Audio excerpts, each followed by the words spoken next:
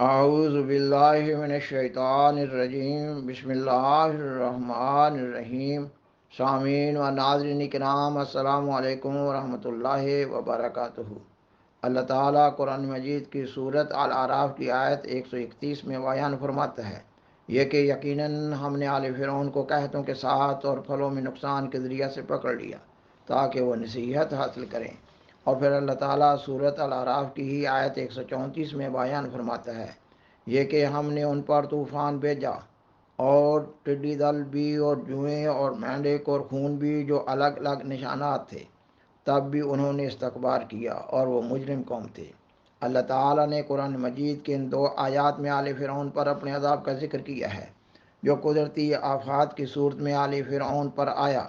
ہم نہیں خیال کر سکتے کہ فرعون اور اس کے بڑے بڑے سردار اور وزراء ان قدرتی آفات سے براہ راست متاثر ہوئے ہوں گے، تبھی تو اللہ تعالیٰ فرماتا ہے کہ انہوں نے استکبار کیا اور وہ مجرم قوم تھے۔ تو معلوم ہوا کہ قدرتی آفات سے زیادہ تر عوام الناس ہی متاثر ہوتے ہیں، اور قوم کے بڑے بڑے لوگوں میں تکبر پایا جاتا ہے اور وہ مجرم ہوتے ہیں۔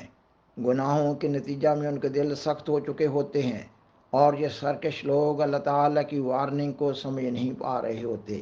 اللہ تعالیٰ قرآن مجید کی سورۃ ہود کی آیت 98 میں بیان فرماتا ہے یہ کہ موسیٰ کو اپنے نشانات کے ساتھ اور روشن دلائل کے ساتھ فرعون اور اس کے سرداروں کی طرف بھیجا۔ سرداروں نے فرعون کے حکم کی پیروی کی اور فرعون کا حکم ہرگز درست نہ تھا۔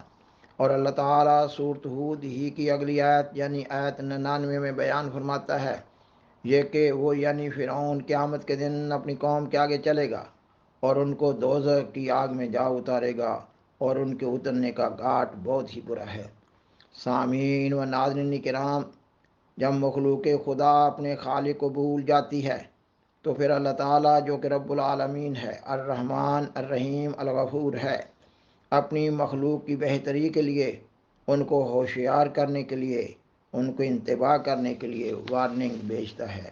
مگر اللہ تعالیٰ سے تو وہی ڈرتے ہیں جن کے دلوں میں اس وارننگ سے قبل کچھ نہ کچھ خوف خدا موجود ہو، جیسا کہ قرآن مجید کی صورت الاعراف کی آیت 134 میں ذکر کیا گیا ہے کہ فرعون اور اس کے سرداروں نے تکبر کیا کیونکہ وہ مجرم لوگ تھے۔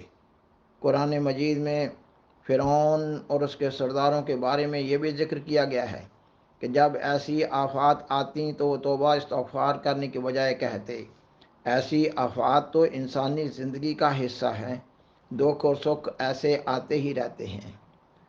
آج پاکستان کو بھی اپنی تاریخ کے بدترین سیلاب کا سامنا ہے۔ یہ بدترین سیلاب ہے اپنی کیفیت اور نوعیت کے لحاظ سے، اور بدترین ہے اپنے بدترین نتائج کے لحاظ سے۔ آج پاکستان میں بھی یہ بحث اٹھائی جا رہی ہے کہ یہ قدرتی آفت ہے یا نااہلی کا نتیجہ ہے، یا کرپشن کا نتیجہ ہے، یا کلائمیٹ چینج کا نتیجہ ہے۔ انتہائی بدقسمتی کی بات ہے کہ پاکستان میں آج اس قوم میں سے ایک بھی دانشور نہیں ہے جو اللہ تعالیٰ کے پیغام کو سمجھ سکے کہ یہ اللہ تعالیٰ کا عذاب ہی ہے۔ خاکسار بھی اس کے لیے واضح دلیل پیش کر رہا ہوگا۔ کہا جا رہا ہے کہ ہم آبی ذخائر نہیں بنا سکے، بڑے بڑے برساتی نالے نہیں بنا سکے، خواہ وہ کچے ہی ہوتے، ڈرینیج سسٹم نہیں ہے، برساتی نالے نہیں ہیں، بڑے بڑے ڈیم نہیں بنا سکے، یا ندی نالوں اور دریاؤں کی قدرتی گزرگاہوں پر ناجائز تجاوزات تعمیر کرنے کی وجہ سے یہ ہوا ہے، یا قدرتی جنگلات کو بری طرح تباہ و برباد کرنے کی وجہ سے یہ سب کچھ ہوا ہے۔ سوال پیدا ہوتا ہے کہ یہ سب اچھے کام کیوں نہیں ہوئے، یا برے کام کیوں ہوتے رہے ہیں؟ اس کا جواب ایک ہی ہے کہ کرپشن اور کرپشن اور صرف کرپشن۔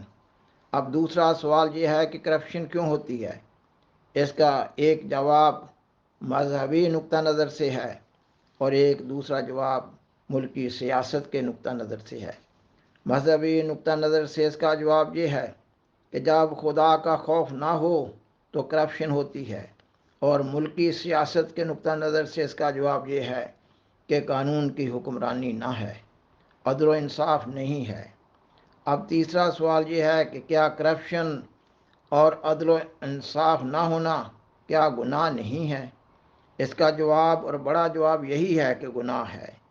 اب چوتھا سوال یہ ہے کہ جب ذمہ داران قوم کسی گناہ میں مبتلا ہو جائیں تو اللہ تعالیٰ خوش ہوگا یا اللہ تعالیٰ ناراض ہوگا؟ اور جب اللہ تعالیٰ ناراض ہوگا تو اللہ تعالیٰ اپنے انعامات کا نزول تو نہیں کر رہا ہوگا، اپنے بندوں کو وارننگ ہی دے رہا ہوگا تاکہ اللہ تعالیٰ کے بندے اپنی آخرت کی بہتری کے لیے اور اپنے معاشروں کی بہتری کے لیے گناہوں سے باز آ جائیں۔ سامعین و ناظرین کرام، یہ قدرتی آفات کا کنٹرولر تو اللہ تعالیٰ ہی ہے۔ اللہ تعالیٰ کی اذن کے بغیر کسی درخت کا ایک پتا نہیں گرتا، اور یہ کس طرح ممکن ہے کہ موجودہ سیلاب کے نتیجہ میں اتنی بڑی تباہیاں اللہ تعالیٰ کی اذن کے بغیر ہی آ جائیں؟ اور حقیقت یہ ہے کہ کسی قوم پر اتنی بڑی بڑی تباہیاں قوم کے بڑے بڑے مجرموں اور سرگنوں کے گناہوں کے نتیجہ میں ہی وارد ہوتی ہیں، اور عوام الناس تو ایسے ظالم حکمرانوں کے تحت غلاموں کی سی زندگی گزار رہے ہوتے ہیں، اور یہ ظالم حکمران اور سرگنے نہ اپنے گناہوں کو ماننے پر تیار ہوتے ہیں اور نہ ہی اللہ تعالیٰ کے حضور توبہ استغفار کرنے والے ہوتے ہیں۔ کہا جاتا ہے کہ پاکستان میں اسلام کے نام پر کفر کا نظام چل رہا ہے، اور یہ بھی کہا جاتا ہے کہ پاکستان کا مطلب کیا؟ لا الہ الا اللہ۔ اور بدقسمتی کی بات ہے اور انتہائی ظلم کی بات ہے کہ جماعت احمدیہ کی عبادت گاہوں سے کلمہ مٹا دیا جاتا ہے۔ کس بنیاد پر یہ کلمہ مٹایا جاتا ہے؟ کہ جھوٹے طور پر الزام لگایا جاتا ہے کہ احمدی لوگ ختم نبوت کے منکر ہیں۔ یہ انتہائی جھوٹا اور بے بنیاد الزام ہے۔ اللہ تعالیٰ نے بڑی حکمت کے ساتھ ختم نبوت کے مسئلہ کو سمجھا دیا ہوا ہے۔ فرمایا کہ آخری زمانہ میں امت محمدیہ میں امام مہدی اور مسیح موعود کا نزول ہوگا۔ اب سیدنا حضرت مرزا غلام احمد قادیانی علیہ السلام کا دعویٰ ہے کہ اللہ تعالیٰ نے آپ کو امام مہدی اور مسیح موعود کے منصب جلیلہ پر فائز فرمایا ہے۔ آپ علیہ السلام نے بڑے زور کے ساتھ یہ سمجھا دیا ہے کہ پہلے والے مسیح جو کہ مسیحی موسوی تھے، مطابق قرآن مجید بنی اسرائیل کے رسول ہیں، امت محمدیہ کے موعود مسیح نہیں ہو سکتے، وہ فوت ہو چکے ہیں۔ پیش گوئی میں ان کا نام بطور استعارہ استعمال ہوا ہے۔ اللہ تعالیٰ کو معلوم تھا اور اللہ تعالیٰ کو معلوم ہے کہ نام نہاد علماء سچے امام مہدی اور مسیح موعود کو نہ ماننے کا بہانہ تلاش کر رہے ہوں گے اور جھوٹے طور پر یہ عقیدہ ختم نبوت کا بنا لیں گے۔ اس لیے اللہ تعالیٰ نے سمجھا دیا کہ تمہارے عقیدہ کے مطابق حضرت مسیح عیسیٰ بن مریم کے نزول سے ختم نبوت کی اگر مہر نہ ٹوٹے گی تو پھر اگر اللہ تعالیٰ فیضان محمد کے نتیجہ میں امت میں سے کسی ایک کو امام مہدی اور مسیح موعود کا نام دے دے تو پھر ختم نبوت کی مہر کس طرح ٹوٹے گی؟ تو فرق صرف شخصیت کا ہے، یعنی یہ کہ اگر پہلے والے مسیح کے نزول سے ختم نبوت کی مہر نہیں ٹوٹتی، اور یہ ممکن بھی نہیں ہے کیونکہ وہ وفات پا چکے ہیں، تو امت محمدیہ میں ہونے والے مسیح کے ظہور سے ختم نبوت کی مہر کس طرح ٹوٹ رہی ہے؟ اور پھر یہ کتنی بدبختی اور بدقسمتی کی بات ہے کہ اس ملا جس کو سیدنا حضرت محمد صلی اللہ علیہ وسلم نے بدترین مخلوق قرار دیا ہے، ہاں اس ملا کی بات مان کر کلمہ کو مٹایا جاتا ہے۔ سامعین و ناظرین کرام، مذہب اللہ تعالیٰ کا ہے۔ اللہ تعالیٰ کسی شخص کو یہ اجازت نہیں دیتا کہ جھوٹے طور پر امام مہدی اور مسیح موعود بن کر پھر وہ کامیاب و کامران بھی ہو جائے۔ سیدنا حضرت مرزا غلام احمد قادیانی علیہ السلام کی زندگی میں ہی قریباً 7 لاکھ لوگوں نے ان کے ہاتھ پر بیعت کی سعادت حاصل کی۔ ان میں سے 10,000 مسلمانوں نے صرف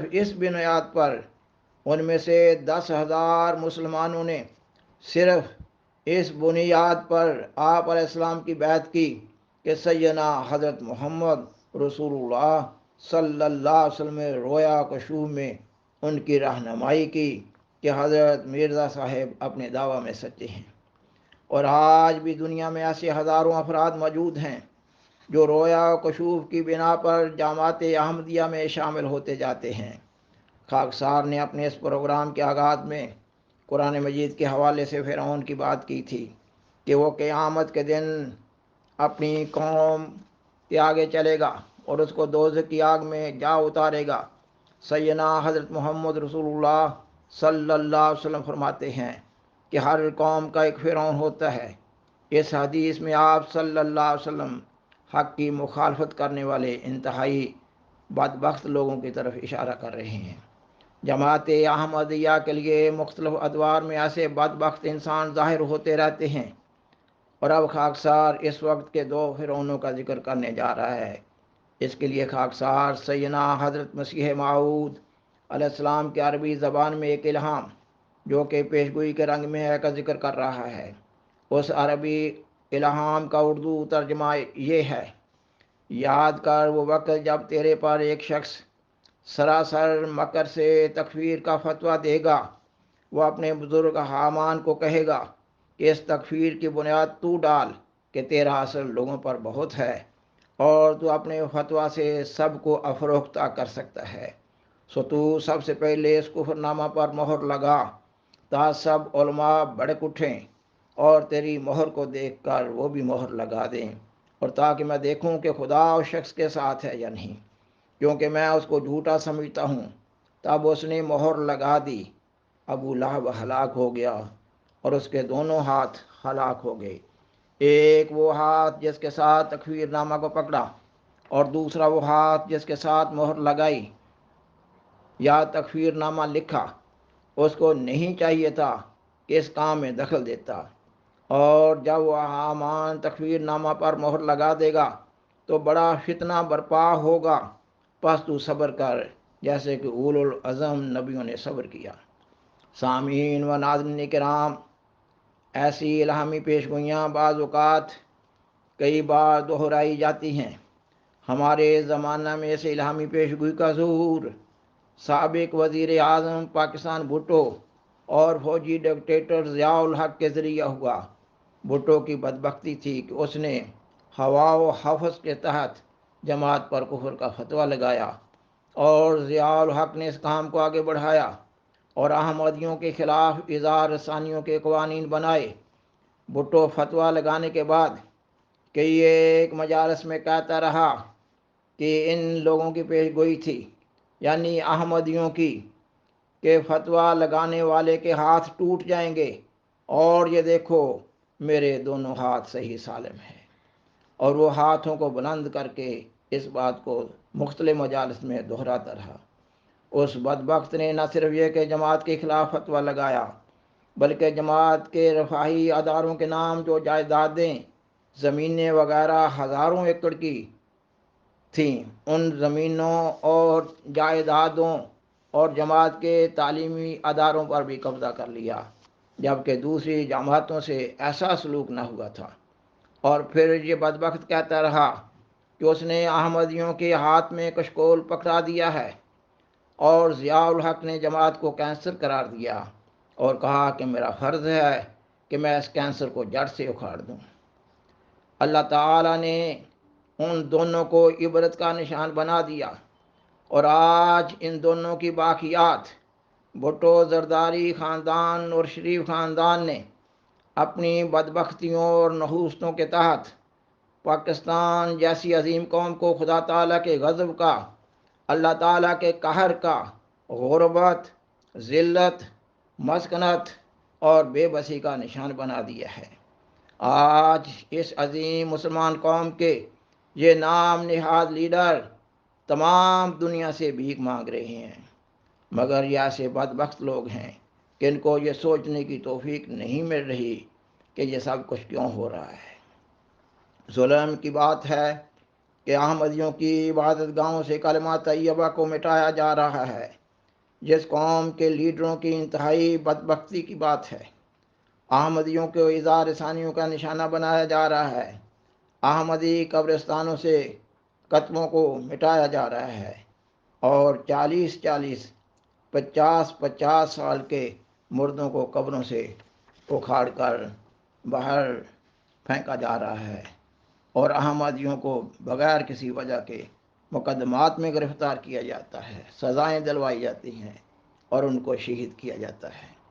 اب جب اس قوم کے بدبخت لیڈر ساری دنیا سے بھیک مانگ رہے ہیں، دہریوں سے، مشرکوں سے، کفار سے، عیسائیوں سے، یہودیوں سے اور سیلاب زدگان اپنی مصیبتوں پر اللہ تعالیٰ کے حضور دہائی دے رہے ہیں اور اس آفت کو بھٹو، زرداری اور شریف خاندان کی حکومتوں کی کرپشن اور نااہلی سے کھلے عام تعبیر کر رہے ہیں۔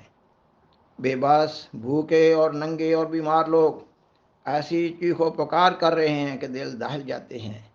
ان حالات میں جماعت احمدیہ کی خدمت خلق کی ایک تنظیم ہیومینٹی فرسٹ پاکستان میں خدمات بجا لا رہی ہے، تو نام نہاد علماء نہ صرف یہ کہ ٹیم کے ممبران کے لیے روکے پیدا کر رہے ہیں، بلکہ لوگوں کو بائیکاٹ کی تحریک کر رہے ہیں اور قتل و غارت پر لوگوں کو ابھار رہے ہیں، جبکہ جماعت احمدیہ کی یہ چیریٹی کی تنظیم UNO یعنی مجلس اقوام متحدہ میں رجسٹرڈ ہے اور اس تنظیم کی ساری دنیا میں شاخیں ہیں اور یہ تنظیم ساری دنیا میں اندر ضرورت بلوز خدمات بجا لانے کی توفیق پاتی ہے، مگر پاکستان کے نام نہاد علماء احمدیوں کے خلاف ماحول میں ایسی نفرت انگیز پراپوگنڈا برپا کیے رکھتے ہیں کہ احمدیوں پر عرصہ حیات تنگ کر دیا گیا ہے۔ کاش اس قوم میں سے کوئی دانشور اٹھے اور پاکستان کے ارباب اختیار و اقتدار پر احمدیوں کے خلاف ان اظہار رسانیوں کی نشاندہی کر سکے، کیونکہ اسلام میں اس کی کوئی گنجائش نہیں ہے اور یہ انتہائی ظالمانہ فعل ہے۔